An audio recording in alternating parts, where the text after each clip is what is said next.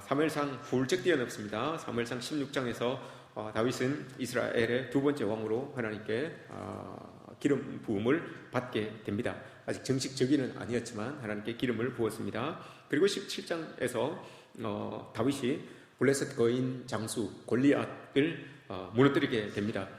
이것이 외적인 그런 이스라엘의 외적인 환경으로부터 구원을 한 것이죠. 다윗이 서서히 하나님의 기름 부음 받은 자로서의 역할을 감당해 나아가고 있습니다. 외적으로 힘들어하던 이제 그 상황을 정리해 나갔습니다. 그러나 그것 때문에 오히려 이 다윗이 위험에 빠지게 됩니다. 그 일이 있고 난 다음에 17장에서 승리를 하고 18장에서 돌아오는데 이 여인들이 막 이렇게 이야기를 하죠. 이락 스타가 된 다윗을 막 환영하기 시작합니다. 다윗은 만만이요, 사울은 천천히요, 사울은 천천히요, 다윗은 만만이요, 막 노래를 부릅니다. 노래를 부르니 얼마나 좋았겠습니까? 다윗은 듣기가 좋았겠죠.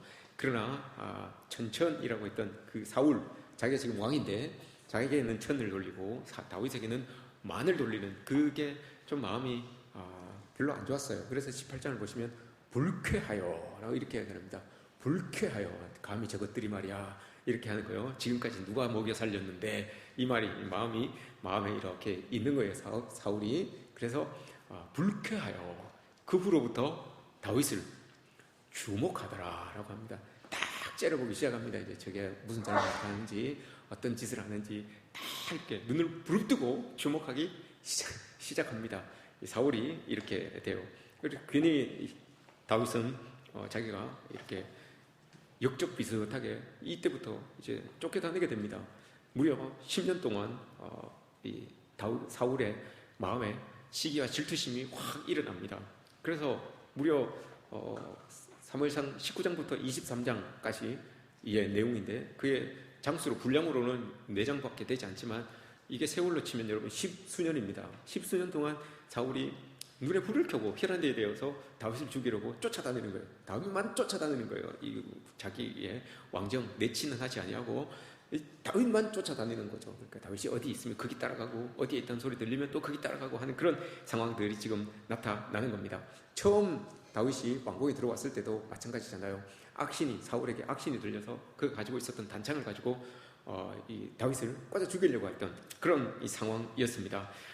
그러나 다윗은 반면에 사울이 이러했지만 다윗은 이스라엘을 괴롭혔던 블레셋 군대의 거인 장수를 이기고 난 다음에 온전한 대접도 받지 못했어요. 온전한 대접도 받지 못하고 오히려 아군에게 쫓겨서 무려 광야에서 10년을 도망다니게 됩니다. 말이 10년이지 여러분, 이게 쉽습니까? 오늘 본문에도 나오지만 또 엔게디 광야의 동굴에 있다는 소식을 듣고 사울이 무려 3,000명을 데리고 이 다윗을 잡으러 왔습니다. 이런 상황 속에 있는 거예요.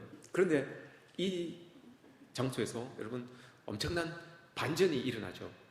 여러분들이 다 알고 있는 그 반전입니다.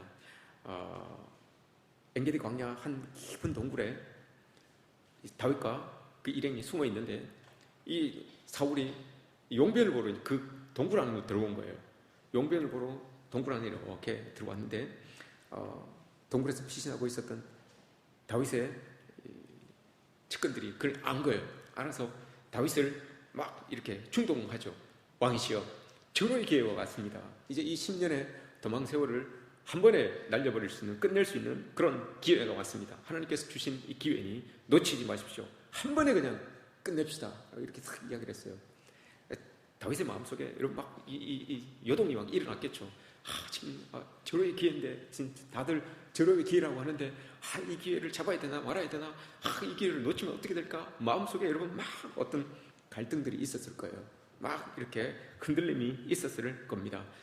왜냐하면 그 10년 동안의 그 억울함도 있잖아요. 이 억울함 때문에 이 억울함을 풀기 위해서라도 이 상황을 끝내는 게 맞는 거죠. 또한 자기가 10년 동안 도망 다니다 보니 육신도 이제 지칠 대로 지쳤어요. 그러니 이 지침의 끝을 보기 위하여서 사울을 그냥 딱 끝내면 이 모든 상황이 깔끔하게 정리가 되는 그런 이 상황인 거죠. 그런데 다윗이 사울을 죽이지 아니하고 사울의 옷자락, 왕복 입었던 그 옷자락만 살짝 이렇게 착 베어냅니다. 어떤 면에 있어서는 다윗이 행한 이 행동이 여러분 자비처럼 보여집니다. 죽일 수 있었지만 죽이지 않는 그 자비, 모든 상황을 다 끝낼 수 있었지만 끝내지 않은 그 선처, 제가 선처를 베풀어서 사울을 살렸다라고 하는 그런 모습이 나타날 수 있는, 여러분들이 그렇게 느낄 수도 있습니다. 그래서 우리는 역시 다윗이 대단한 위대한 그런 다윗이구나라고 이렇게 고백할 수가 있죠. 하지만 여러분 오늘 성경을 잘 읽어보시면 정말 다윗 속에 또 다윗과 똑같이 우리 속에 은밀한 그런 음흉한 그런 영적인 어떠함이 있다는 것을 우리가 발견할 수가 있습니다.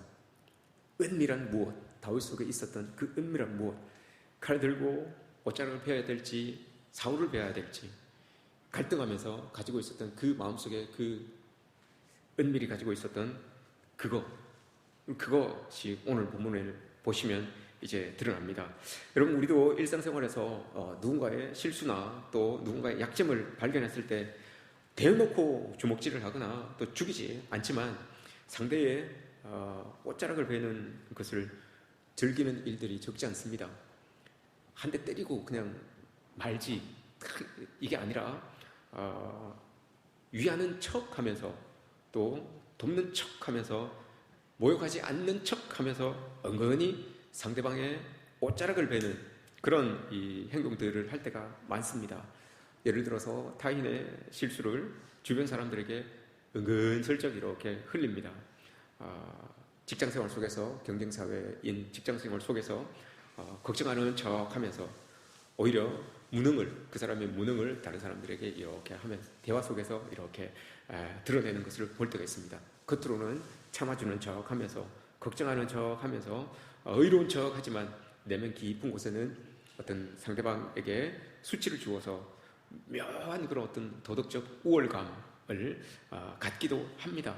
오늘 우리가 읽었던 이 교동문에도 여러분 내가 흔들릴 때 나의 대적들이 기뻐할까 하나이다. 이거 다 우리의 마음속에 있는 것 아닙니까? 내가 힘들고 어려울 때 내가 원수처럼 여기는 저 사람이 즐거워하면 안 되는데 내가 힘들 때 나를 바라보고 있는 내가 별로 안 좋아하는 사람이 나를 바라볼 때 저 사람이 웃음 지으면 안 되는데 이런 마음들이 우리 속에 다 있어요. 이게 지금 오늘 본문에서 이게 드러난다고요. 상대가 잘 되는 이 꼴을 잘 못 보는 마음이 우리의 마음속에 여러분 요만큼 우리 마음속에 이렇게 들어 있습니다. 예수님께서 마태복음 11장에 그렇게 이야기하잖아요. 시장에서 애들이 노는데 막 피리를 부는데 춤추지 않는다고 하잖아요. 피리를 막 부르는데 즐거워하고 막 이렇게 춤춰야 되는데 춤추지 않는다고 하잖아요. 왜 여러분 춤추지 않겠습니까? 즐거워해주고 싶지 않은 거예요. 기뻐해주고 싶지 않은 거예요. 내 마음에 저 사람 잘 되는 거 내가 어떻게 봐. 내 눈에 흙이 들어가기 전에 못 보는데 저 사람이 잘 돼서 막 피리를 부고 춤을 추고 있네. 거기서 같이 막 따라서 춤추고 이렇게 해줘야 되는데 그게 싫은 거예요. 그 마음에 원치 않는 거예요. 그게 혹시 잘 안 됐으면 가서 얼굴 이렇게 톡톡 두드릴 수 있어요. 위선적으로 가서 마음속으로는 애국꽃이다 이렇게 하면서 가서 이렇게 두드려줄 수도 있어요. 이런 마음들이 여러분 우리의 마음속에 이렇게 있어요. 그게 여러분 옷자락을 베다라고 하는 뜻이에요. 옷자락을 베다라고 하는 뜻. 죽이지는 않지만 그에게 어떤 수치심을 주는, 상처를 주진 않지만 그로 인하여서 어떤 부끄러움을 느끼게 만드는 그 일이 여러분 옷자락을 베다라고 하는 뜻입니다. 다윗은 갈등이 생겼어요. 지금 이걸 진짜 사울을 죽여서 끝내야 될지 아니면 어떻게 해야 될지 갈등이 생겼어요. 여러분 자기의 의나 자기 자랑이라고 하는 것은 언제나 다른 사람의 실수나 또 잘못을 자양분으로 삼고 커갑니다. 내 의가 드러나기 위하여, 나를 자랑하기 위하여. 여러분 내가 잘하고 내가 그것보다도 상대방이 실수하는 거, 상대방이 잘못하는 거 그거 끄집어내는 게 더 내가 의로운 것 같아요. 내가 더 자랑스러워지는 것 같아요. 이게 우리의 마음속에 있어요. 이게 묘한 게, 요만한 게 그런 것들을 자양분으로 삼아서 이게 자꾸 커지는 우리의 모습들이 있다는 겁니다. 목회자들끼리도 여러분 이 만남이 있습니다. 근데 꼭 만나면 끓여지는 사람들이 있습니다. 여러분들도 모임이 많잖아요. 여러분들도 각자 모임이 있어요. 사회생활을 하면서. 근데 그 모임을 하면서 만나는데 끓여지는 사람들이 분명히 있을 거예요. 우리도 마찬가지죠. 목회자들끼리 모임이 있습니다. 모임을 하면 대부분 선배, 후배 아니면 동기잖아요. 선배, 몇 년 전에 선배, 아는 선배도 있고 더 위의 선배도 있고 모르는 후배도 있고 아는 후배도 있고 동기들도 있고, 근데 만나면 동기들 중에 꼭 앙숙처럼 보이는 동기들이 있어요. 저 말고요. 어떤 목사님들이 그 앙숙처럼 보이는 이 분들이 계시는데 꼭 그분들을 만나면 대화가 똑같아요. 대화가 똑같은데 한 분이 주도를 해가세요. 한 분이 주도를 해가시는데 그런 이야기를 하시죠. 야, 뭐 만나면 여러분 목사님들이 만나면 뭔 이야기를 하겠습니까? 여러분들이 생각하기에 목사님들이 무슨 이야기를 해야지 정상인 것 같습니까? 목사님들은 무슨 이야기 할 것 같습니까? 당연히 목사님들은 교회에서 교회 이야기를 하겠죠. 교회가 어떤 뭐 성도들 중에 어떤 일이 일어나네, 이러네, 요즘 분위기가 어떻네, 이런 거 이야기해야 되는 게 당연한 것 아닙니까? 근데 목사님들 여러분 똑같아요. 목사님들도 모이면 목회 이야기 잘 안 하고 그냥 사람 사는 이야기 해요. 근데 사람 사는 이야기 하는데 그 두 분은 만나면 똑같은 이야기를 해요. 주도적으로 하시는 분이 이렇게 이야기를 합니다. 요즘 목회 어떠냐, 요즘 교회 상황 어떠냐, 뭐 건강은 어떠냐, 이게 묻는 게 아니라 꼭 머리 이야기를 먼저, 야, 너 머리가 그게 뭐냐? 머리 이야기를 자꾸 해요. 머리가 그게 뭐냐? 왜 자꾸 이마가 좀 더 넓어진 거야? 뭐야? 어떻게 된 거야? 계속 이 이야기를 하는 거예요. 만날 때마다 그 이야기를 하는 거예요. 만날 때마다 그 얘기를 하니까 저희들도 좀 후배로서 그렇게 하니까 조금 제가 듣기에도 조금 불편해요. 좀 민구스럽습니다. 그 이야기를 듣고 있다 보면 민구스러워요. 근데 별로 머리 숱이 별로 없으니까 자꾸 그게 놀림거리가 되는 거예요. 여러분 저도 숱이 적은 편은 아니지만 숱이 적다고 여러분 그렇게 너무 주눅들지 마세요. 주눅들 게 뭐가 있습니까? 숱이 별로 없는 사람들은 여러분 그렇게 생각하시면 돼요. 나는 그래도 누가 뭐래도 헤어나오지 못할 매력을 가지고 있는 사람이다. 그렇게 생각하시면 돼요. 여러분 못 알아들으셨어요, 다들. 내가 헤어나오지 못할 매력을 가지고 있는 사람이다. 헤어나오지 못할 매력을 가지고 있는 사람이다. 그렇게 생각하시면 돼요. 그게 뭐 문제가 되겠습니까? 근데 왜 그렇게 이야기를 하는가? 여러분, 이유가 있어요. 그분은 자꾸 자기가 가지고 있는 약점을 자꾸 사람들에게서 이목을 돌리려고 하는 거예요.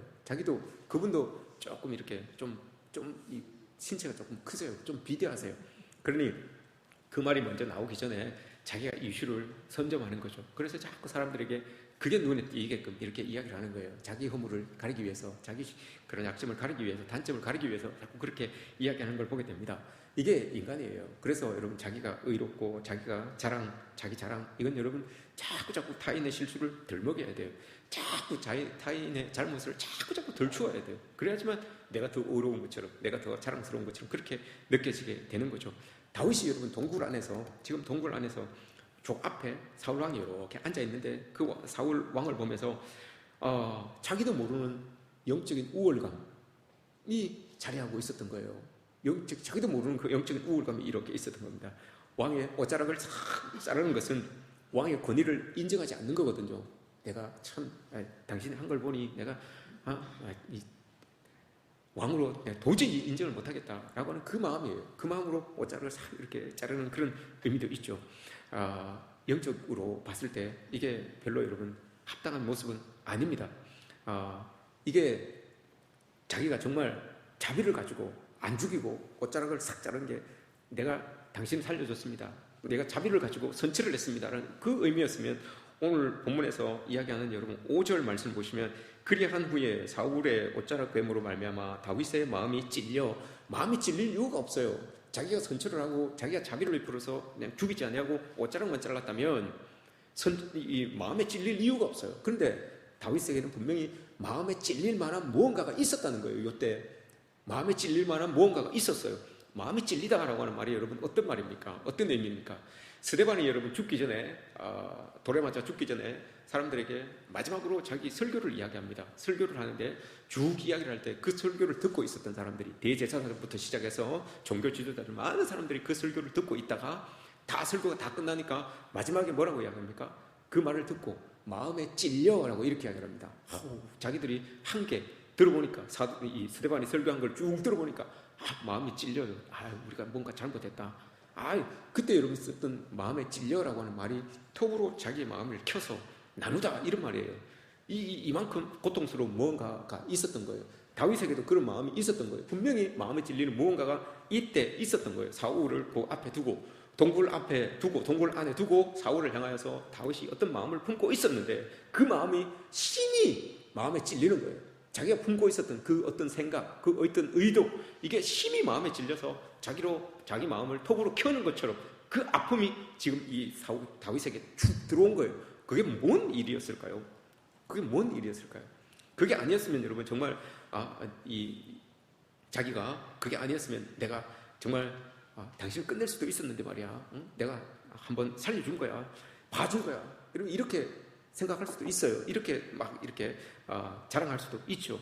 근데 이 마음속에 다윗이 품고 있었던 그 마음, 여러분 한번 생각해 보십시오. 10년을 쫓기고 앞으로도 어떻게 계속해서 이제 쫓겨야 될 상황인데, 그 상황을 끝낼 수 있는 사람이 바로 저기 앞에 있어요. 비무장 상태로 저 앞에 있어요. 나는 무장한 상태로 있어요. 그럼 여러분 거기에서 자비를 베풀 수 있겠습니까? 그런 상황 속에서 여러분들이라면 자비를 베풀 수 있겠습니까? 그냥 용변 보는데 확 주저앉히기라도 하지. 그죠? 이런 상황인 거잖아요. 지금도 여러분 3,000명이나 되는 사람들을 이끌고 자기를 잡으려고 와 있어요. 다윗이 여러분 얼마나 위대한 사람이었기에 그를 죽일 마음이 없었겠습니까? 얼마나 위대하면 여러분 그 상황 속에서 죽일 마음이 안 들었겠습니까? 그를 살려 보내주고 싶은 마음이 어떻게 들 수 있겠습니까? 이 상황을 한 번에 정리시킬 수 있는 상황인데, 이때 마음이 여러분 시편 57편에 나옵니다. 사무엘상 24장의 내용을 배경으로 쓴 시편이 시편 57편이에요. 시편 57편을 여러분 손에 이렇게 끼고 같이 한번 보셨으면 좋겠습니다. 57편에 보시면 표제가 있습니다. 표제. 다윗의 믹담시, 인도자를 따라 알다스헷에 맞춘 노래라고 합니다. 그리고 다윗이 사울을 피해 굴에 있던 때에라고 이렇게 이야기를 하죠. 굴에서 여러분 이 노래를 부른 거예요. 이 시를 쓴 거예요.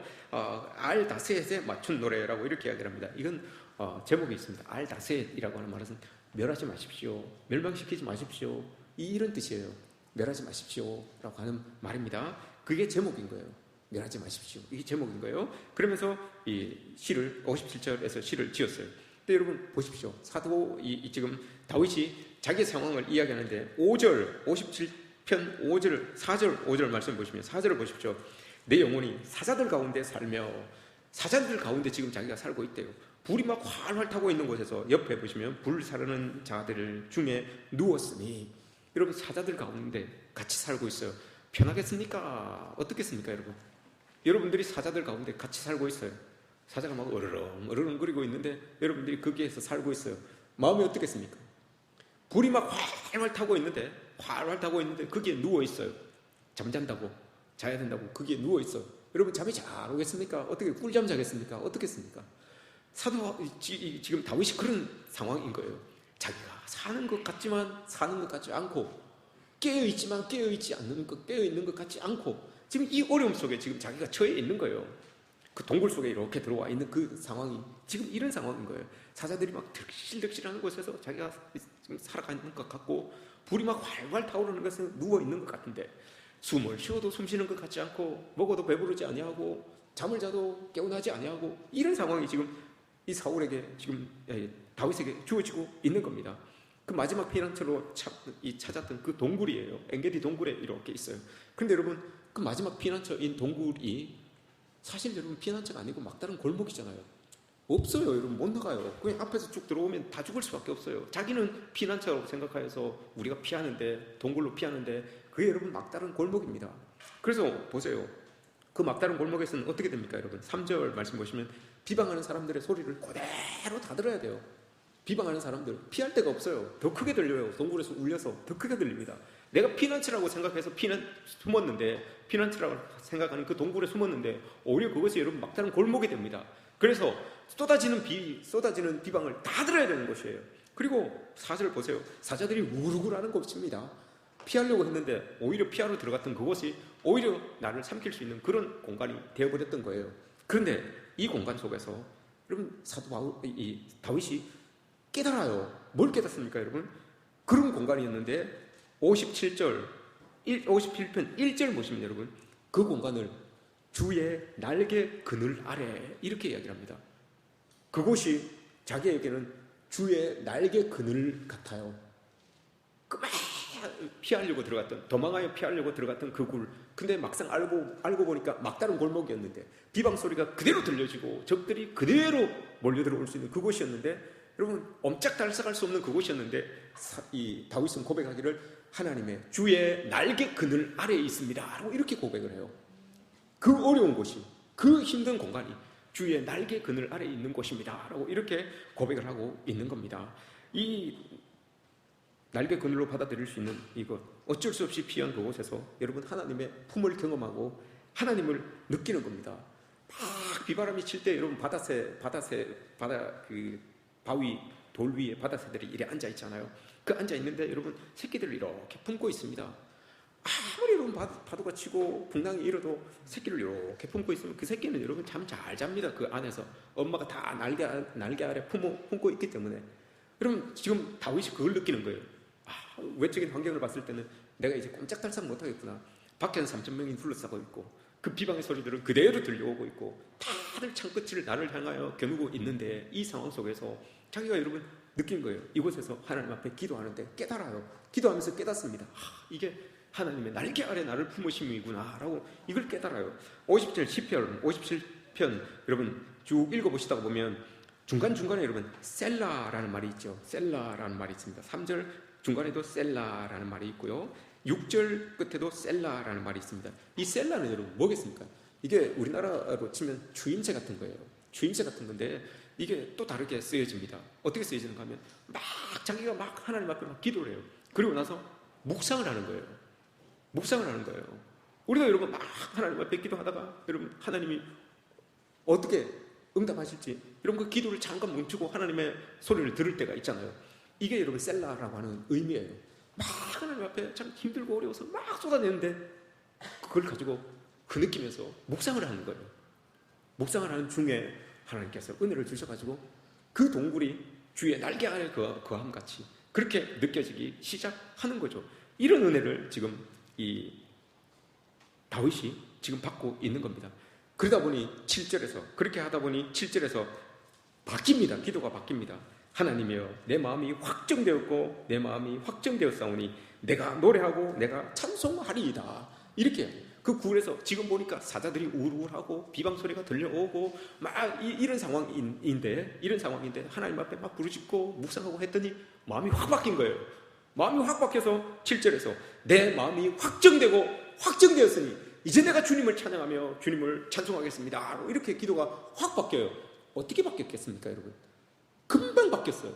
그러니 이 묵상을 통하여서 하나님 앞에 기도를 통하여 하나님께 묵상할 때 하나님의 은혜가 확 임한 거죠. 임해서 마음이 확 바뀐 거예요. 그래서 여기에서 지금 내 마음이 확정되었습니다라고 이렇게 이야기를 하잖아요. 확정되다라는 말이 여러분 어떤 의미입니까? 창세기 22장에서 아브라함에게 이삭을 저 모리아산에 가서 바쳐라라고 이렇게 이야기를 합니다. 그때 아버지가 아들 데리고 나무 들고 불 들고 올라갑니다. 올라가서 자기 아들을 제단에 묻고 죽이려고 하죠. 손에 칼을 들고 그가 아들을 잡으려 할 때 그때가 여러분 확정이다라는 말입니다. 여기서 이야기하고 있는 확정, 내 마음이 확정되고 라고 할 때 확정, 그게 여러분 자기가 아브라함이 칼을 들고 손에 칼을 들고 아들을 잡으려 할 때 이게 확정이에요. 그 자기는 하나님 믿고 그냥 하려고 하는 거예요. 이게 확정이에요. 멈춤이 없어요. 그냥 그래서 천사가 급히 와서 그걸 딱 막잖아요. 이게 확정인 거예요. 이 다윗은 여러분 여기에서 지금 마음을 확정했다라는 것은 이제 하나님께서 다 알아서 하십시오. 자기가 기도하고 자기가 이 묵상 중에 하나님의 음성을 듣고 하니 이제 하나님 알아서 다 하십시오. 내가 지금 이렇게 10년을 피해 다니고 이렇게 지금 막다른 골목 같은 동굴에 들어와 있지만 이제 하나님께서 다 하십시오. 이런 거예요. 다 자기 것을 다 내려놓고 이제 하나님께 주도권을 온전히 다 맡기는 거예요. 하나님이 알아서 하십시오. 하나님 뜻대로 하십시오. 이거예요. 그게 확정이에요. 그러니 기도가 확 바뀌는 거예요. 이 주님 알아서 하십시오. 그 여러분 바뀐 마음을 가지고 오늘 본문에서 옷자락을 자르는 거예요. 옷자락을 딱 잘라내고는 오늘 본문 보십시오. 오늘 본문 12절 말씀을 보시면 이렇게 이야기하죠. 여호와께서는 나와 왕 사이를 판단하사 여호와께서 나를 위하여 왕에게 보복하시려니와 내 손으로는 왕을 해하지 않겠나이다. 이게 여러분 확정된 마음이에요. 마음이 탁 확정되고 난 다음에 하나님 앞에 확정되다는 것은 이제 하나님만 오롯이 탁 포커스로 하나님만 바라보겠습니다, 이 뜻이에요. 환경도 안 보고 나는 이제 따라오는 사울도 안 볼 것이고 내가 이게 숨어있는 동물도 안 볼 것이고 이제 오롯이 하나님만 바라보겠습니다 라고 하는 그 마음이에요. 아브라함도 여러분 하나님만 바라보고 아들을 향하여서 칼을 내리친 거예요. 그게 하나님 앞에 하나님을 딱 바라보다라고 하는 그 뜻이 확정이라는 말입니다. 그렇게 되니 이제 하나님만 바라보게 되니 사도 이 다윗이 그럼 자기는 왕에게 원수 갚는 것을 난 안 하겠습니다. 하나님이 알아서 하시는데 내가 왜 하겠습니까? 하나님이 다 알아서 해 주십시오 라고 이렇게 고백을 하잖아요. 오늘 본문에서 이게 확정된 모습인 거예요. 확정된 모습을 지금 이 삶으로 지금 드러내고 있는 거잖아요. 하나님이 재판장이고 하나님이 심판자로서 그렇게 해줄 겁니다 라고 이렇게 말합니다. 이걸 여러분 그렇게 확정된 마음으로 하나님 앞에 묵상하면서 얻은 그 마음 가지고 확정된 마음으로 나아가니 다윗의 사울에게 그렇게 나아가니 여러분 사울이 감동을 받아요. 자기 그렇게 죽이려고 따라다녔던 그 사람이었는데 여러분 감동을 받아요. 그래서 오늘 본문 이 사무엘상 24장 17절 20절 말씀 보시면 사울이 사도 다윗의 말을 듣고 울어요. 자기가 울어요. 다윗의 진정성을 본 거죠. 자기가 스스로 깨달은 거예요. 다윗의 진정성을 본 거예요. 난 너를 학대하려고 했는데 너는 나를 선대하는구나. 네가 나보다 의롭구나 라고 말합니다. 그러면서 이야기하기를 네가 반드시 왕이 될 것을 내가 알고 이스라엘 나라가 네 손에 견고 있을 것을 내가 안다 라고 이렇게 이야기합니다. 원수에게서 여러분 이 축복을 받아요. 원수의 입에서 이 축복이 나오는 거예요. 사울이 그렇게 죽이려고 했던 사람인데 근데 그 사울의 입에서 네가 왕 될 거야.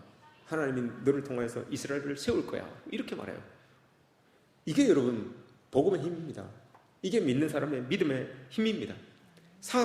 이 말을 하고 있는 여러분 사울이 자기가 얼마나 부끄럽겠습니까? 그렇게 자기를 죽이려고 따라다녔던 그 다윗이 여러분 하나님의 마음을 가지고 자기 옷자락만 살짝 베고는 그 옷자락 벤 것만으로도 마음에 찔림이 있어 아픔이 있어서 막 그렇게 괴로워했던 그러나 다윗도 여러분 그 마음 안에 우월감이 있었죠. 그런 우월감이 조금은 있었던 거예요. 당신은 정말 내가 한 번에 보낼 수 있었는데 내가 살려줬어요. 이런 마음들 끝낼 수 있었는데 말이야 이런 마음들이 왜 없겠습니까? 그런데 여러분 그렇게 하지 않았어요. 그랬더니 정말 원수가 쌓던 그 사울이 자기의 부끄러움을 깨달아요. 자기가 스스로 그 부끄러움을 깨닫습니다. 그리고는 자기를 성찰하죠. 그리고 다윗을 향하여서 네가 왕이 될 거야. 이스라엘이 너로 인하여서 세워질 거야 라고 이렇게 말합니다.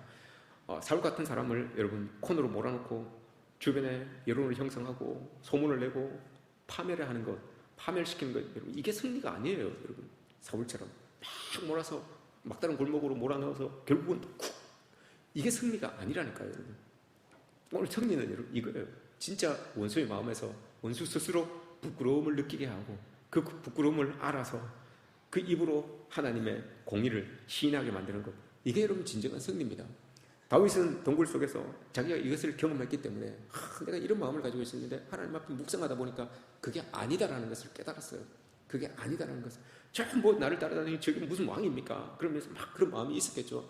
하찮은 말은 내가 이렇게 공적을 세웠음에도 불구하고 인정도 안 해주고 나를 죽이려고 하는 저게 무슨 왕입니까? 이런 마음이 있었겠죠. 그런데 그런 자기의 어려운 상황들, 힘든 상황들을 하나님 앞에 기도하다가 깨달은 거예요. 하나님 앞에서 깨달은 거예요. 야, 그게 아니다.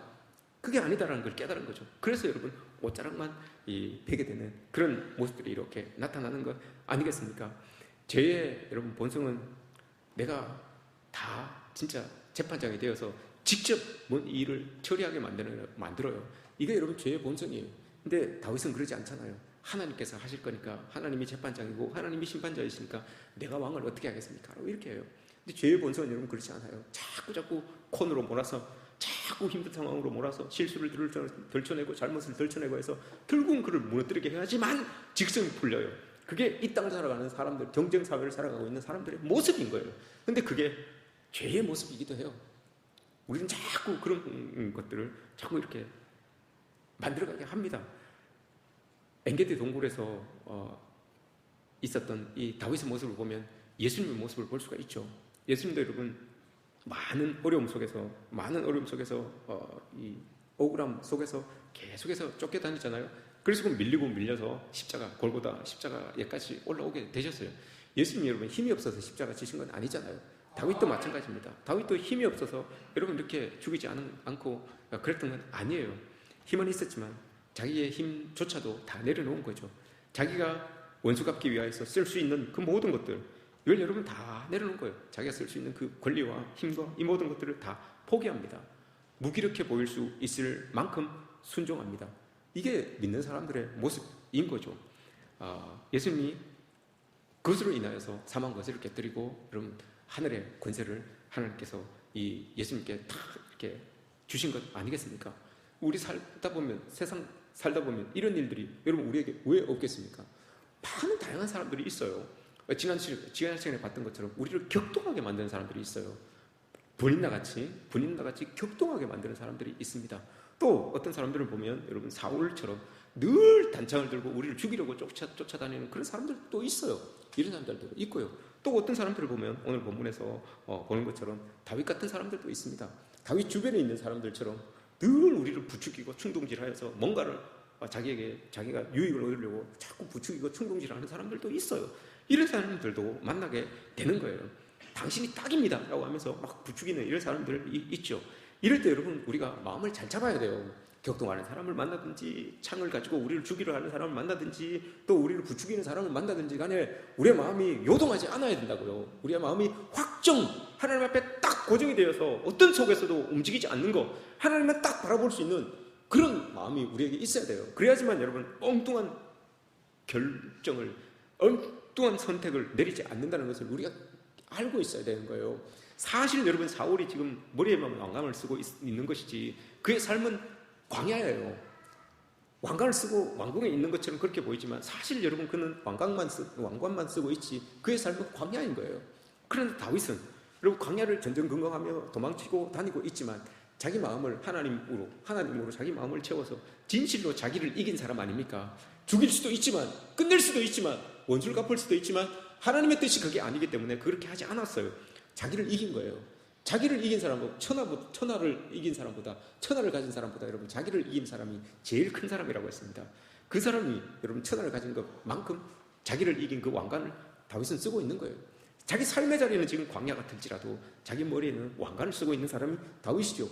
그리스도인들은 여러분 어떤 삶의 자리에 처해 있든지 이런 모습들을 우리가 좀 가지고 있어야 됩니다. 이게 여러분 우리의 영성, 내면에 있는 그 복음, 믿음이라고 하는 이 영성이 우리의 삶의 자리에서 이렇게 드러나는 것 아닙니까? 영성이 여러분 보이지는 않습니다. 영성이라고 하면 뭔가 이렇게 보이지는 않습니다. 그러나 드러납니다. 여러분들의 삶의 자리에서 말과 행동과 이런 것들로 여러분 그 영성이 이렇게 드러납니다. 다윗이 여러분 이런 것 아닙니까? 위기 상황 속에서 그의 영성이 드러나는 거예요. 힘든 상황 속에서 자기도 막 갈등이 되는 그 상황 속에서 영성이 이렇게 드러나는 거죠. 기도합니다. 하나님 앞에 기도합니다. 음성을 듣고 그 삶의 자리가 이렇게 바뀌어지게 되는 그런 이 모습, 이거예요. 여러분 우리도 이 땅을 살아갈 때 그리스도인으로서 끊임없이 누군가가 미워서 파멸로 막 몰아 넣으려고 하는 그 노력, 이게 여러분 사울의 단창입니다. 사울이 들고 있었던 단창입니다. 그 이제 여러분 우리가 다 내려놓아야 됩니다. 세상을 향하여서 막 여러분 던지지 마십시오. 성도들을 향하여서 서로를 향하여서 그렇게 하지 마시고 이제 우리 이거 다 내려놓아야 됩니다. 또한 다윗이 여러분 옷자락을 잘랐던 칼, 이것도 여러분 내려놓아야 됩니다. 이건 여러분 뭡니까?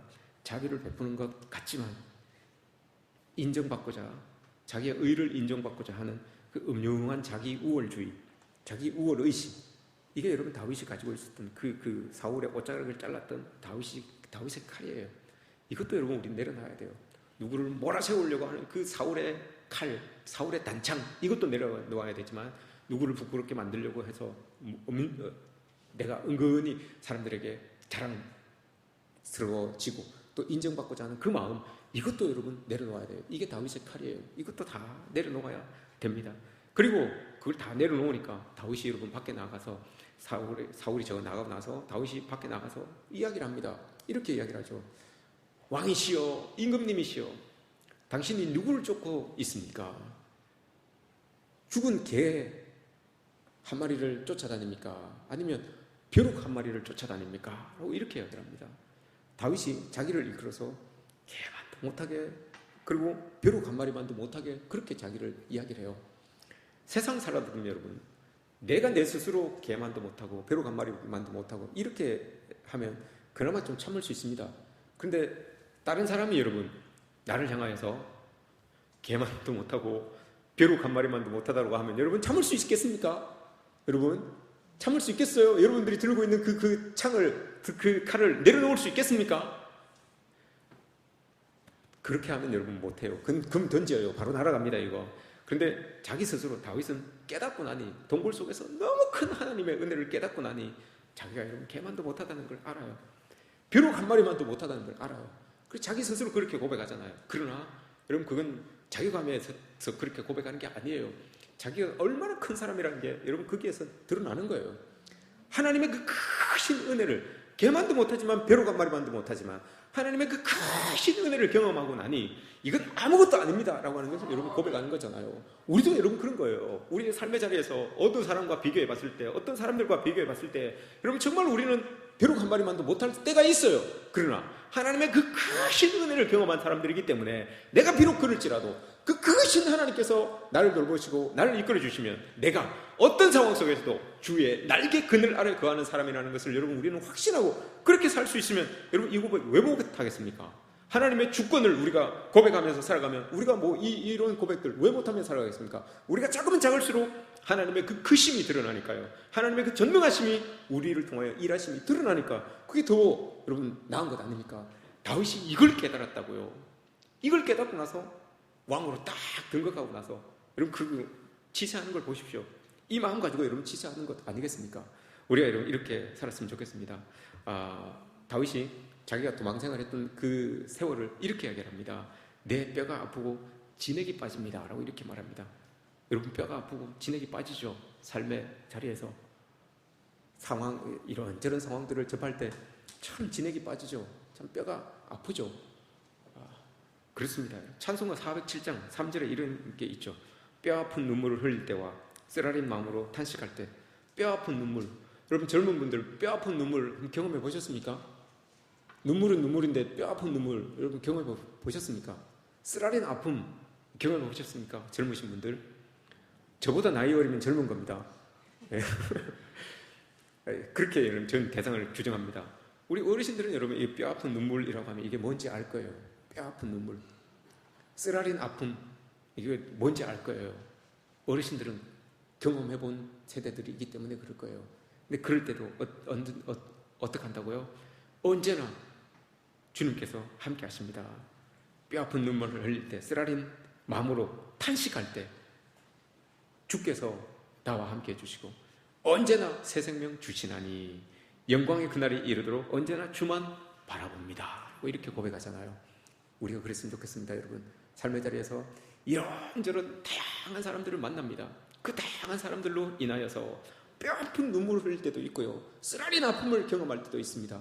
그러나 그것이 막다른 골목이라고 생각하고 다 여러분 내려놓고 싶을 때 그것이 하나님의 날개 아래였구나라는 것을 여러분 우리가 인생에서 고백되어지는 그 놀라운 은혜가 여러분들에게 있었으면 좋겠습니다.